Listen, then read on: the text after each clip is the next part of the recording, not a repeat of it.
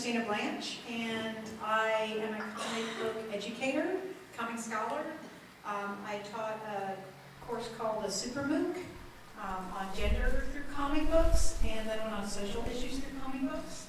I also write the animation of Charlie Drumlin, and I own a comic store in Muncie, Indiana, All Yeah Comics. Oh yeah! Yay! And we have a couple other stores in Skokie, Illinois, and Harrison, New York.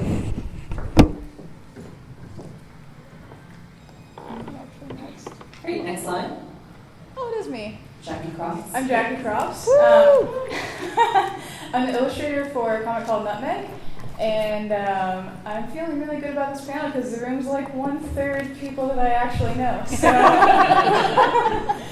impromptu. Oh, this isn't weird, is it, guys? No, it's not weird at all. Hey, I'm Brooke. Totally I draw a comic called Lumberjacks.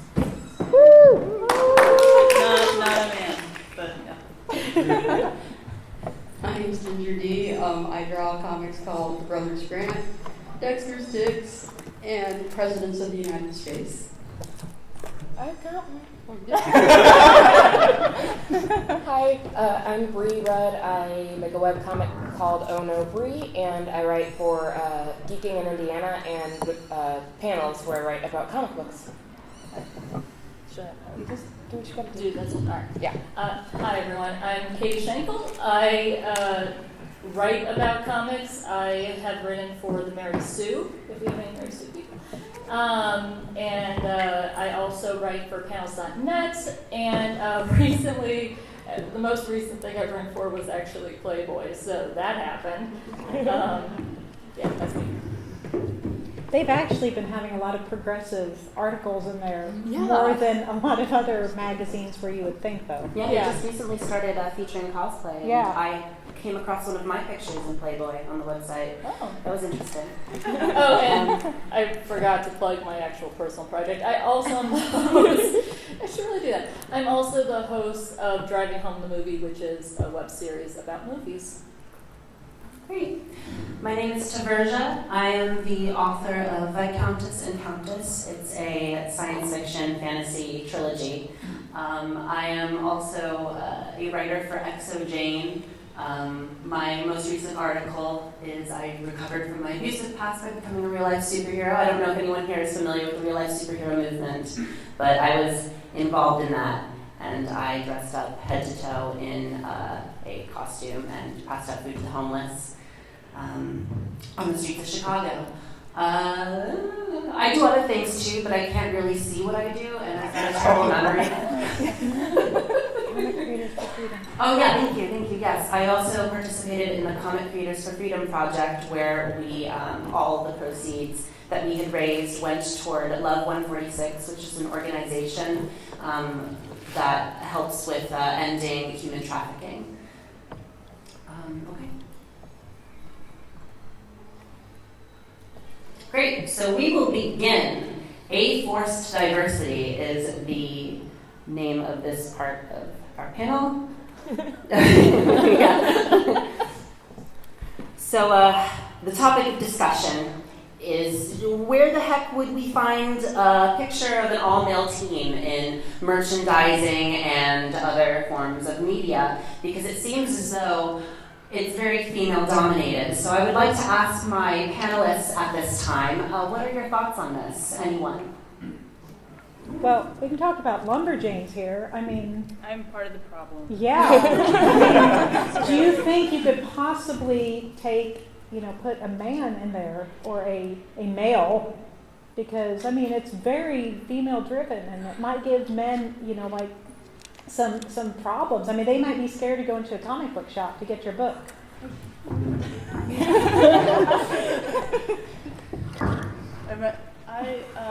I see your points. However, I don't know if I could I can't get into the mind. It just doesn't seem believable to me to see a man character, just doing things that a woman character would do, walking around in the woods, camping, stuff like that. There's a disparity. You would be lost. The nature thing. Nowadays, I don't see it. It doesn't seem realistic. in my very realistic world that I draw. So, I mean, I understand your points, to be fair, but my points, I think, are more valid. I was going to say, because I don't know if anybody is a fan of the new Black Canary book. I actually really love that book. But they were very good about making sure to put in a token guy onto that team. Now, granted, it is still an entirely female-led book, a band that is with all women. But they made sure to have the token dude manager character, which I thought was really important for representation. That's representation. And in A-Force, they managed to get one male in there, Yeah. which, you know, I'm not sure. I mean, Namor, but, Yeah. oh, spoilers. I mean, it's nice, so. you know, people, you know, you have the boyfriend Yeah. at home, and I feel like, you know, we're giving you this, like, take it, you know, he's there, he's probably, like, you know, fixing shelves or something, and what more do you guys want from us? Speaking of which, like, I'd like to address the fact that, you know, aren't white, straight, cis males, like, isn't that, like, a really specific, like, demographic? I mean, shouldn't we be worried that pandering to men will alienate everybody else? Absolutely. Yeah. I mean, but to be fair, most of the white straight males are in Congress, so, you know. Unfortunately, this isn't charity. Oh, I love Christmas. I do feel as if for the very few men out there that are both white, straight, and cis, of course, they really do need some representation because they don't see themselves in any forms of media. So when comics can be the thing that bridges them and lets them see themselves in comics, I do think that there's something really beautiful about that. But do we need that? I mean, isn't that pandering? Because when you think about it, Yeah. I mean, like the fact that women are portrayed in such a way, I mean, but then you have men. It sort of panders to like male power. What is it? What is the word I'm looking for? Fantasy. Power fantasy. Yeah. Ooh, I feel dirty now. I will say that there was a lot of controversy last year because while this is not the first time that we've had a male Thor, Thor did become. There was a man that was in the Thor role, and I had someone recently tell me that, like, well, once Marvel said that they were specifically looking for male readers, that this person just assumed that it was pandering, which I find really interesting because if it's any other demographic, suddenly it's not pandering if they specifically say that they're looking for a particular market. Yeah, I think they needed to make it a female because I mean the sales were really bad when it was a male. So Yeah. you know, male comics just don't sell. Yeah, So, and on that note, like yeah. toy stores are overflowing with unsold Iron Man and Captain America merchandise. Yeah. But there's no Black Widow. So clearly she's selling faster than they can stock her. Are men a viable market? No is the answer. Absolutely or I'm just not sure because we go to the stores and you can't find any of the female characters there.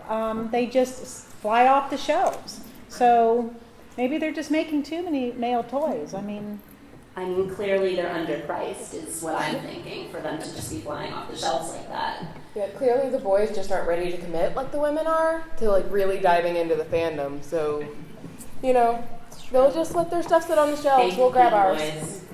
Their problem. Okay, so the typical portrayal of a man is either angry or really, really angry. So I would like to know why can't they just cry and fall in love with, like women do? And how can and have comics explored traits that are gendered, male or female? Like, what are your takes on this, being in the positions you are? Well, I would say that in my comic, Brothers Grant, I try really hard to address this because, like, I have men in this comic that are able to cry and be depressed, and it really offends a lot of people. So they're like, that's not male. They can't do that. And I feel like I'm trying really hard to bring light to this situation, Well, that yeah. it's not just things that women do. You created the Brothers Grant in part to show emotional vulnerability in your works. So, like with your male characters, and could you extrapolate a little bit on that? Could you ask it a different way, please? Sorry. What would be the stereotypically stoic hero, like women with their shit together? Like what does that mean? Well, usually it means that they're totally crying all the time because they're so in touch with themselves. Sounds about right. Yeah. So obviously, since the writer of Nutmeg, who is in the audience here, James, he is a man. Stand up. So Stand up, take a bow. See, we like to encourage men Yeah, in comics. there's one. Yeah. Because while we can't He's find doing them such a very good job. often, because we can't find them very often, when we do see them, we really want to give them a pat on the back and tell them, good job. Thank you for being Good here. for you. And he's doing such a good job at writing 13-year-old girls Yeah. in this comic. You know, he's not making them angry all the time. You know, because from his male perspective, he probably doesn't know how to write women in any other way. So he's just like putting those. He's doing a good job of not getting those male traits in there and making them all angry and tough. We did think to put you on the panel, but we figured we had it covered and we kind of know what men. Too many men up Yeah. here already. I mean, we've written men, so we pretty much know everything there is to know about men. I So, did once read a Stan Lee bio, so I feel like I'm pretty confident to understand men in comics. yeah, yeah. Okay, so I'd like to move on. Christine, this question is directed for you, actually. Gender has a spectrum of characterization in comics. Where do a gender-fluid or non-binary characters like Loki, Mystique, or Dr. Fate fit into the discussion of men or masculinity in comics? He's coming for you. Is he falling? Yeah. That's my puzzle, joke. This is our token Make male. it feel love. Yeah. Isn't it just like I'm male, am I right? Always wants to grab the attention. So clingy, so needy. I'm going to answer this in a roundabout way because that's how I talk. So in my class that we did on gender through comic books, we read a lot of, gender is different than sex, just so everybody knows. Gender is how you feel inside, whether you feel masculine or feminine or androgynous, whatever those mean to you. So I had all of our students and our writers, we had a lot of writers in there. We had Mark Wade, we had Scott Snyder, James Tynan, Kelly Sue DeConnick, Devin Grayson. And so I had them take a test called the BEM sex test. It was from the 1970s. And what it did is you took the test, you answered questions from 1 to 7, and whether these traits were for you masculine or feminine, how you feel about this, like having kids. You know, do you think you like kids? Yes, I like them very much. And 7, or yeah, only for breakfast. So, but instead of taking it for us, we took it for the characters that we were reading. So we did it for Batman, and we did it for we did it for all the other characters. We did Bruce Wayne, and we did Batman, and we did Superman, and we did Wonder Woman and Captain Marvel. And so what was great, though, was while Batman came out as very masculine, Bruce Wayne was a little masculine, Superman was feminine, and Wonder Woman was masculine. And Kelly Sue was the funniest because she took it for Captain Marvel, and she said she took it 3 times trying to change her answers because Captain Marvel kept coming through as masculine, and she really wanted her to not be, that high on the masculine trait.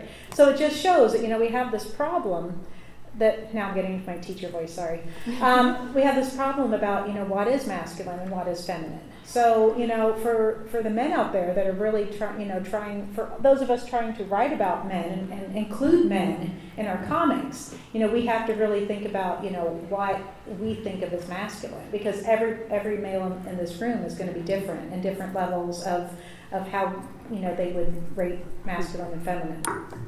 And on that note, actually, this next question I'd like to direct at both Katie and Bri. There's a ton of all ages comics out there, like Lumberjanes, Bee and Puppy Cat, Gem, and Miss Marvel, but most of them appear to be aimed at girls. That's super unfair, you guys. So I would like your thoughts on that.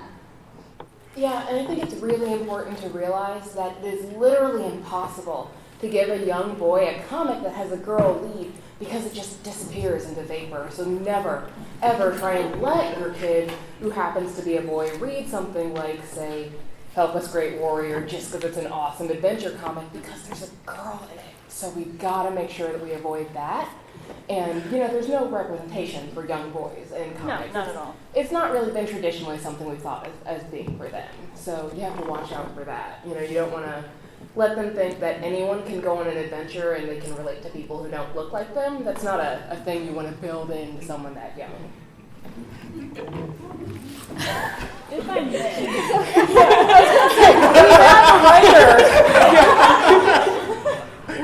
You or him? You guys can't. I'm just, dude can't talk. I'm just voice, okay? I have to take a picture of you together. Are we taking a selfie right now?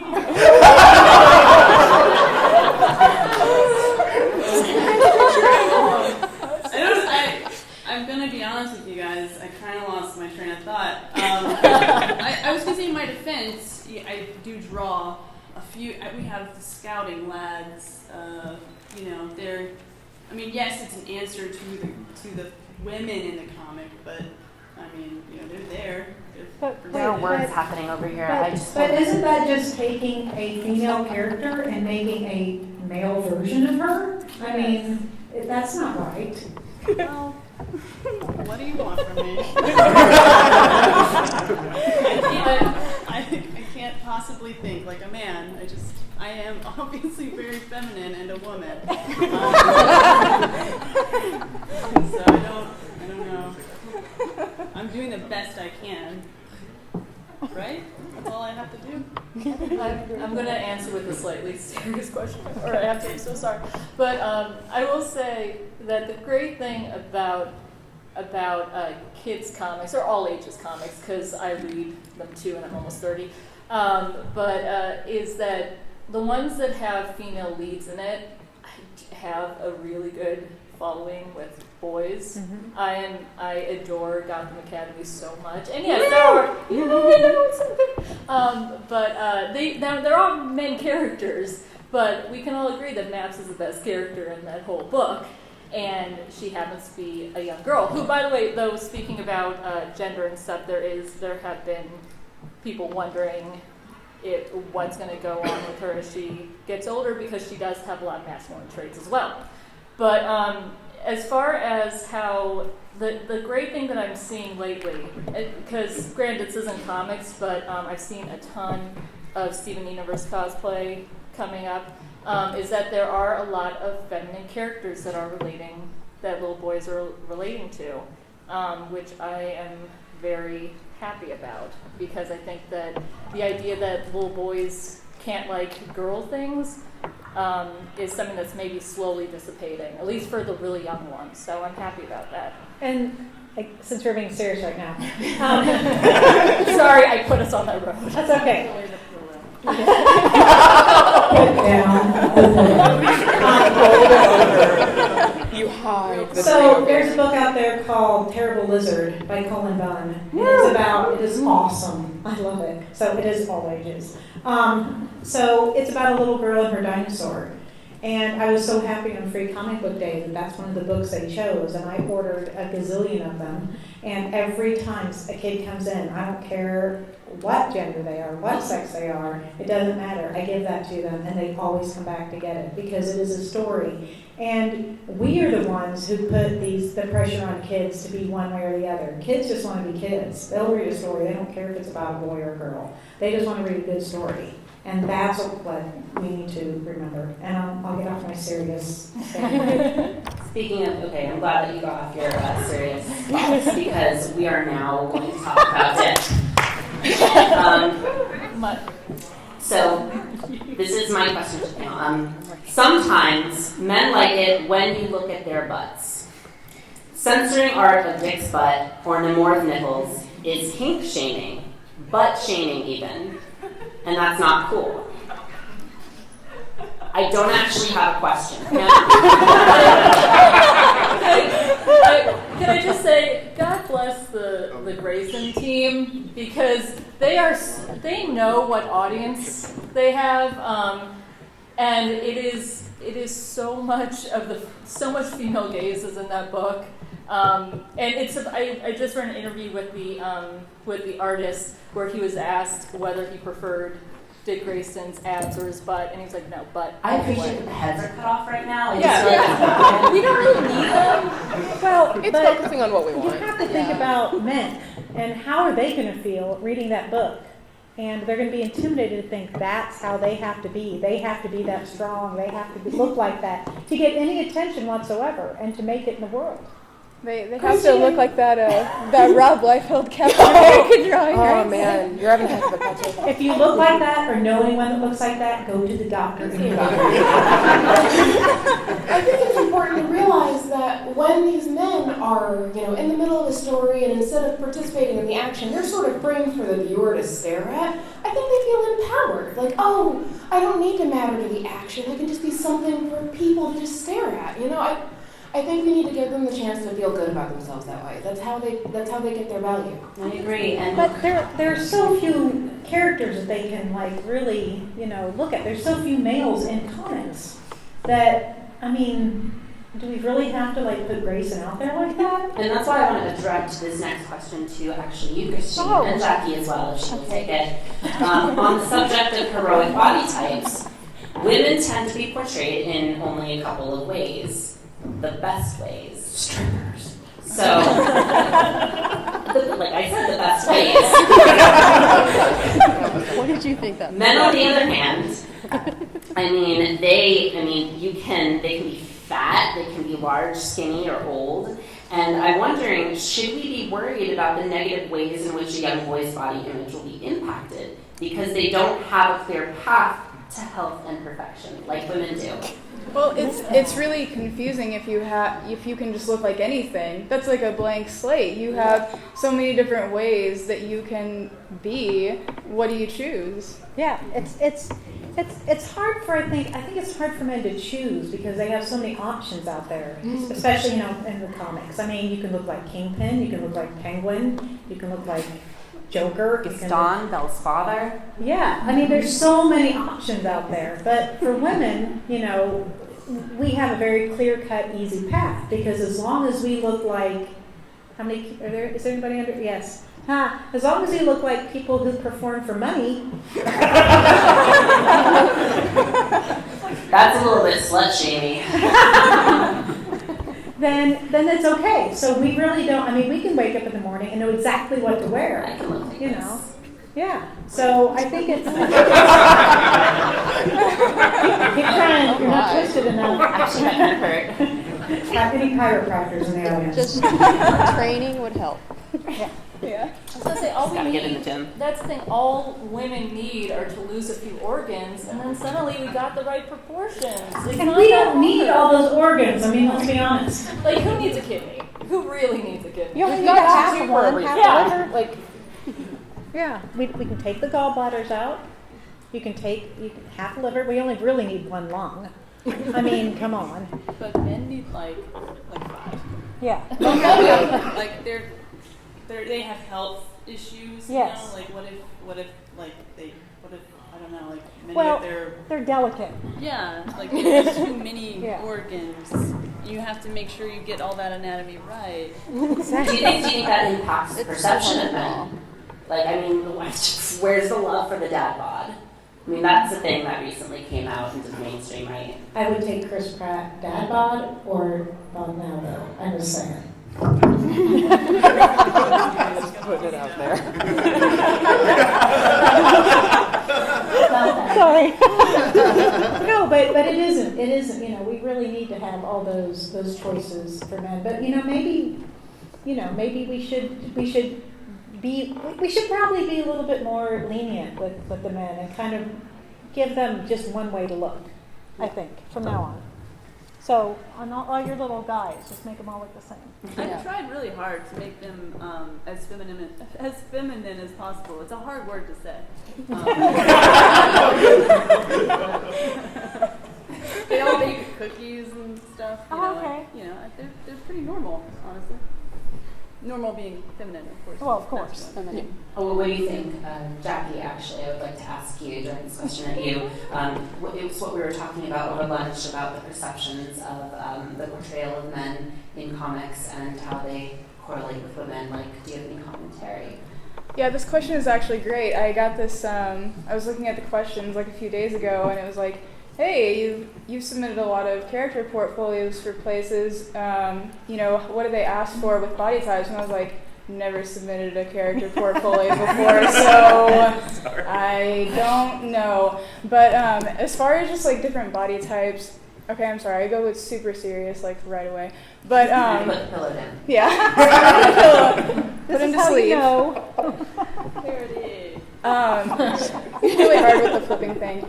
But I feel like it's really important to get all these different body types and just have good representation of, everybody. I mean, I don't want to like name any names, but so at my actual job, we have a lot of problems with like, not problems, but there's a lot of like forced diversity and stuff like that. So I kind of come into contact through it with that, and it's not so much body types, but it is kind of like an odd thing where they're trying to be like so diverse that you're almost being like sexist or racist, and it's like, what's happening here? But you can't really like say anything, so, I'm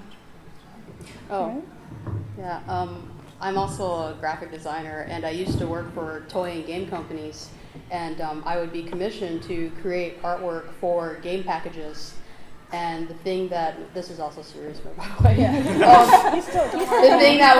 The thing that would happen pretty often is that I would be asked to put diversity into package designs, but I could never have, say, like a black or an Asian person at the center of the photo, because it had to be a white person. And I brought this up because I'm Asian American, by the way.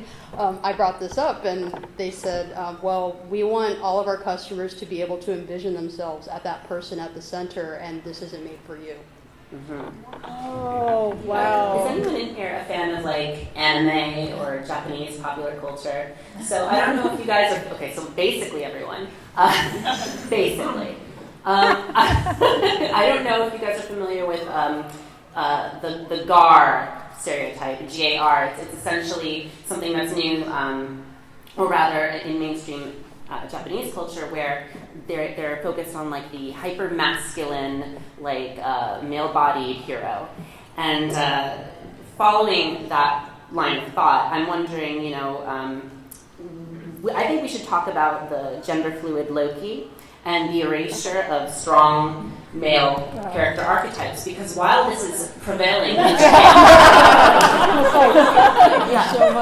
while this is prevailing in Japan, clearly we need a little bit more help. So does anyone have any commentary in that regard? Oh, Loki. It is a real shame. I'd like to point out, because I don't know if anybody knows Marcy Cook's writing. We both know her, and she's a delight. Oh yeah, hi. But she wrote about A-Force, and she was explaining how, because Loki is female in A-Force, and she was explaining how his how his identity changes, and at one point he was a unicorn. So obviously Loki is one of those interesting cases where he or she, whenever, kind of chooses to be whoever they want to be. And as a retailer, putting on my retailer hat, Loki sells like gangbusters. It doesn't matter whether Loki is female, male, in between, a unicorn, Loki's going to sell. Because if you write a good character, that's the important thing. Oh, that was serious. Sorry, I slipped right into that serious thing. I mean, but I get behind that, like, but on the other hand, can anyone in this room name any female superheroes who are like middle-aged or older? Oh, she's not a superhero. Who are we counting? I was gonna say, are we counting Amanda Waller? Because I want from Amanda Waller? But she doesn't have any superpowers. she doesn't have any superpowers. Well, she has the superpowers to become Yeah, skinny. yes. The amazing body changing Amanda Waller. Amanda Waller, the wall. The twig. My perception of the DC universe will always go back to the DCAU. So my vision of Amanda Waller is the amazing, awesome design that the DCAU gave her, and I just reject everything else. As it should be. As it should be. Speaking of which, okay, well, I mean, I keep doing that, point after point. Do we have another slide, or are we through? No, okay. Well, we have a lot more time than we initially anticipated. If we wanted to open the floor to questions, I know that we were concerned before about like how into it we were going to get. What do you guys feel? Sure. Let's have questions. Ladies, let the men have turns too. So, this is going back to your last talking point of like male body image in comics. And one thing I noticed is that, for female readers, you've got all these examples of these like beautiful heroines with impossibly long flowing hair that never gets in the way. Not impossible. Lots of perfect figures and showing lots of skin and whatnot. But I feel like all the MENIN comics, maybe except for like a handful of like token side characters like Nightwing, they're all like really ugly, right? They're all like these like grotesque bodybuilders who are just made of upside down triangles. And, like, they're wearing like ridiculous spandex body condoms with their underwear on the outside that doesn't show any skin. And, like they're wearing these stupid masks that cover their whole head, like Batman and the Flash.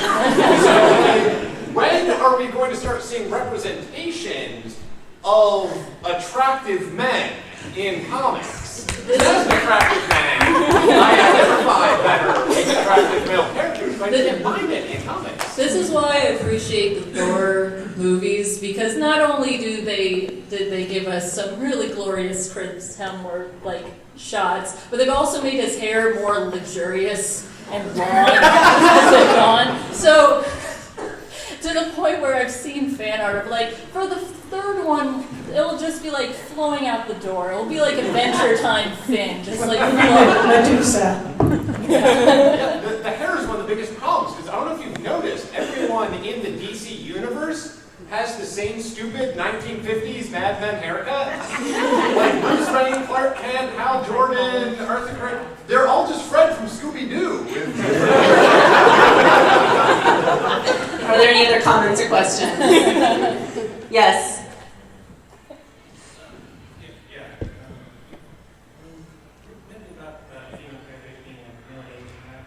Could you speak a little bit louder?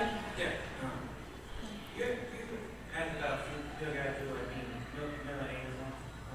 Does the Invisible Woman's story count? Did anyone Does hear? the Invisible Woman count as a middle-aged hero? Thank you. Thank you so much. Yeah, the Invisible Woman does count. And mind you, her power is to become invisible.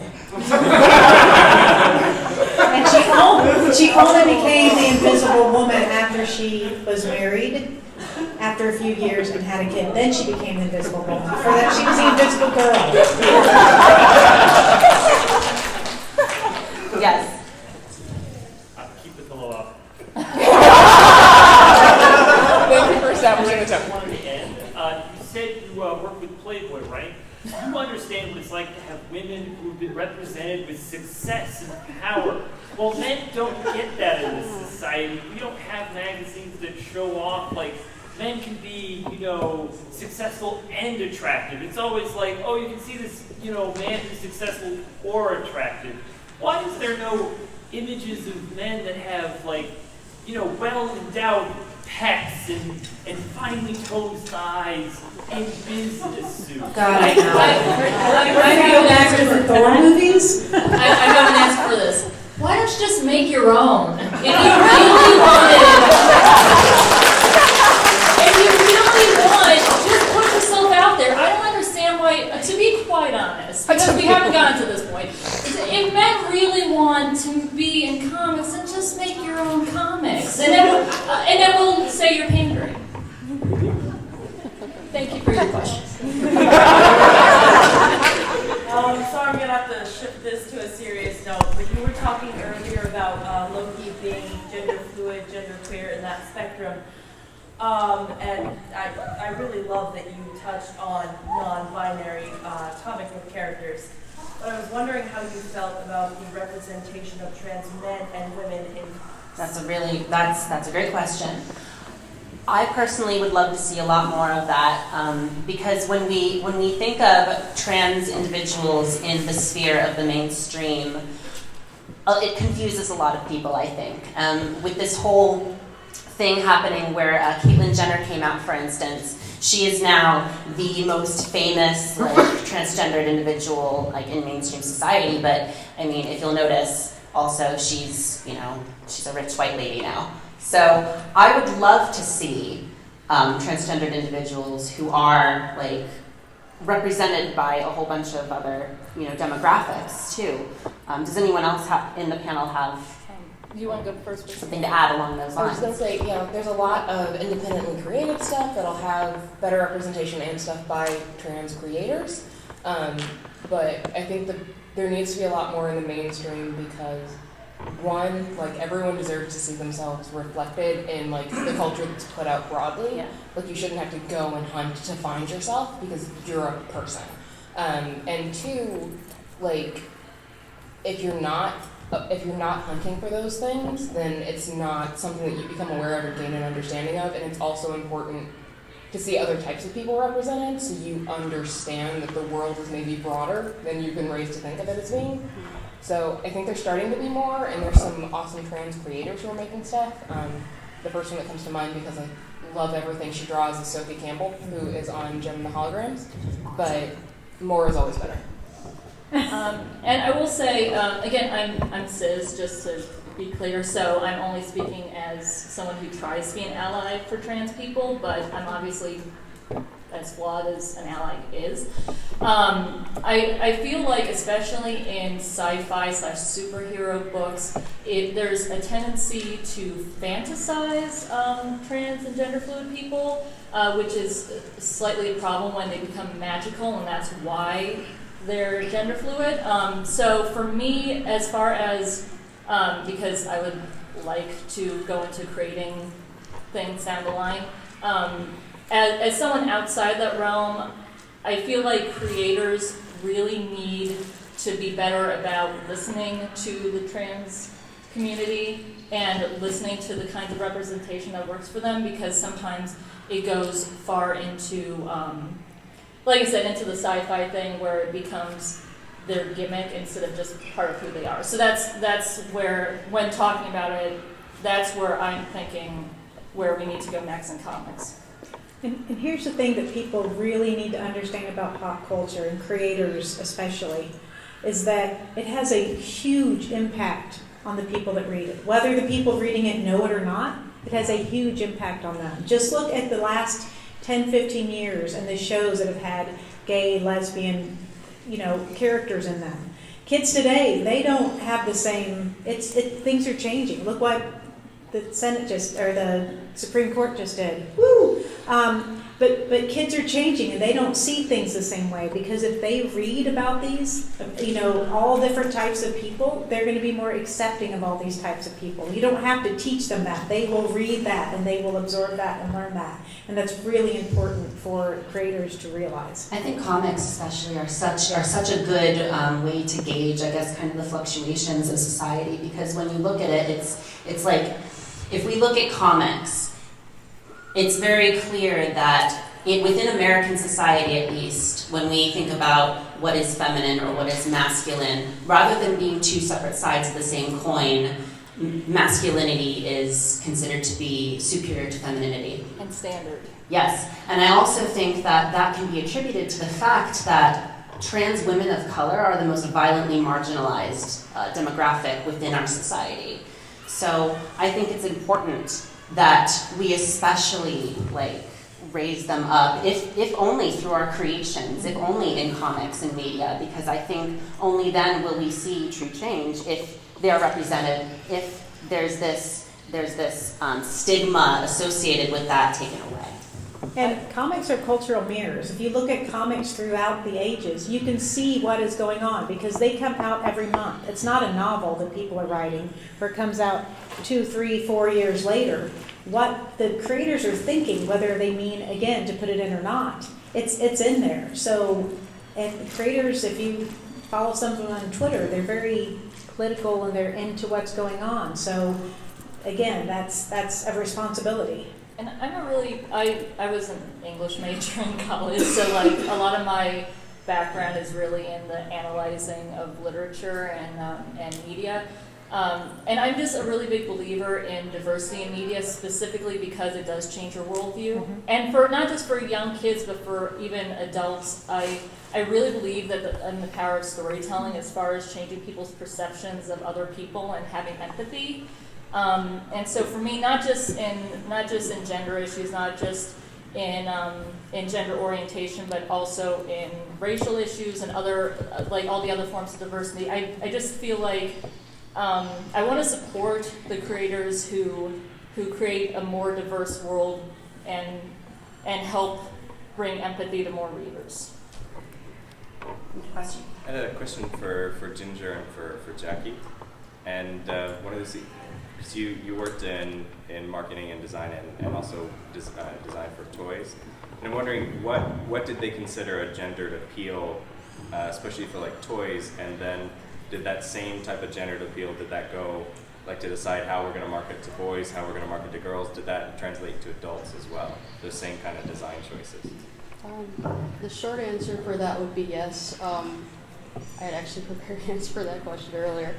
Generally, what would happen in the toy industry is that I would be assigned pink and pastel, or pink, purple, any sort of pastel. That would be for girls, and then everything else would be considered boys, and possibly both genders. But it was never really explicitly stated because it was kind of like boys were the default in that. And so, in the way things were marketed to adults, it was still pink and purple because we did a bunch of dice games because they found that was marketable to women, so that it would still be pink and purple just for women, and then everything else was default boy.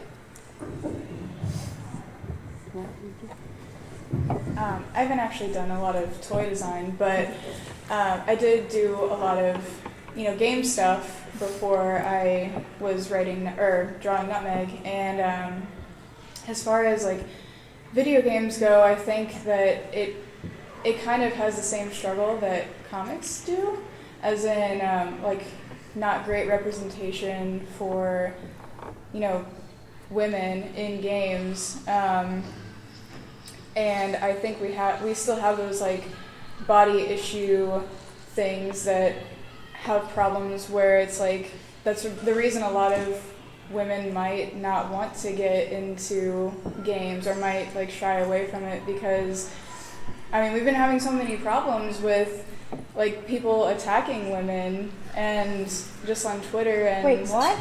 Yeah, I know. Are we absolutely sure it's not about ethics? just throwing that out there. We don't want those people after us. Yeah, I know. No, there was a small period of time where I was like, I just can't follow any of this anymore. Like, I love video games, but I can't look at it because I am just, like, disgusted by all of it. Yeah, and one of my problems is the people that I hang around, all the men, they'll play as women. They don't care. It's not a big deal for them. So I have no Gamergate people in my life. I said the G word. But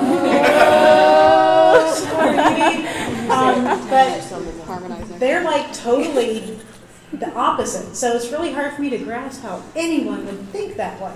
I really feel like marketing people, the corporations that do the big mainstream comics, and it's changed. It always is changing, and I don't.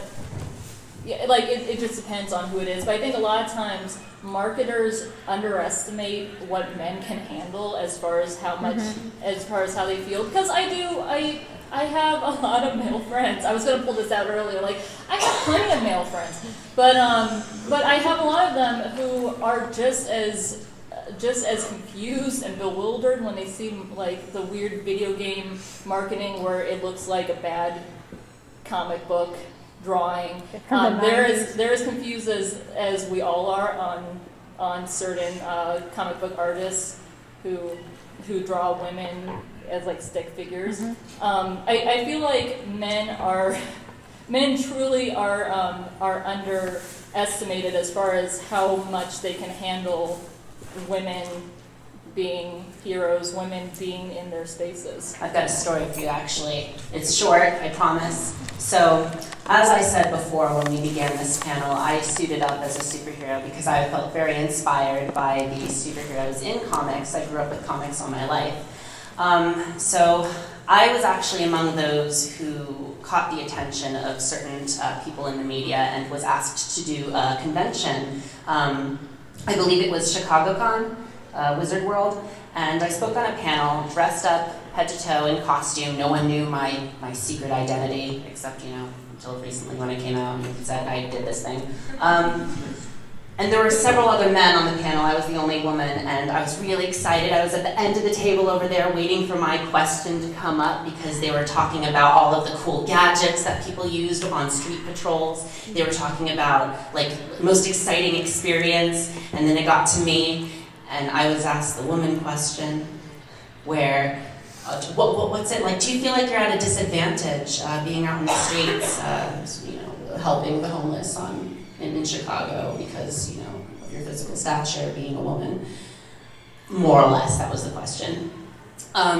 So I get it, like I feel like if we had more representation, if we had people who didn't have just like what you said before, like the stick figure female archetype, then maybe there would be more people willing to go out and like do things in their societies, willing to go out and kind of change things, Yeah, and well, I know, and we're still on the serious, real world thing. But one of the things I did like about A-Force, as much crap as they got from the news of it, it really shows how many female characters they have in Marvel. Yeah. Now, they don't always use them. They don't always have them in rotation. But when you have a comic with that big of a poster with all those people. Do we have any readers in here, by the way? Yeah? Cool. But yeah, like I feel like they just need to get more page time, and they need to get more exposure to like the people who don't go into the comic book stores every Wednesday. Are there any more questions? No? It's about this whole time you even mentioned the Why the Last Man, which is literally an all-female comic, limited series one with only one guy who's just a dork, and I don't think any man reading it, and certainly I didn't feel like I wanted to be Nora Brown in that comic. So, does anyone have any thoughts on that, or how it could, kind of creative projects like that can go around, if that helps at all? The kind of dork superheroes that you're talking about? Yeah, no, I mean, dork. He wasn't an adorable guy. Yeah, he was adorable. I mean, I think the kick-ass. Why the Last Man is a gender textbook, and if you haven't read it, you need to today go to your local comic book store and get this book. Just buy all 10 volumes or all 5 volumes. Why the Last Man by Brian K. Vaughan. It is amazing, and you will thank us for this because it is amazing. And then pick up Saga because it's really cool too. Yeah. I get no money for either one of those suggestions. But do go buy it from Aya Comics. Yes, but buy it from Aya Comics. If you're in Indiana or if you're in Indianapolis, go to Downtown Comics. That's your comic shop, right? My comic shop is Aya, downtown's in Indianapolis. I was going to say, Bri and I, really short story. We actually were writing for the same website, but we actually met each other through Downtown Comics. So the manager thought that we would be really good friends, and then we ended up becoming really good friends. So what we could do now, actually, since we are out of material and it is 2:50, we have like excess time. If anyone would like to exchange contact details with us while we're still here, unless anyone else has anything. I just saying I have to head out because I have to go get my picture with Sam Jones. Okay,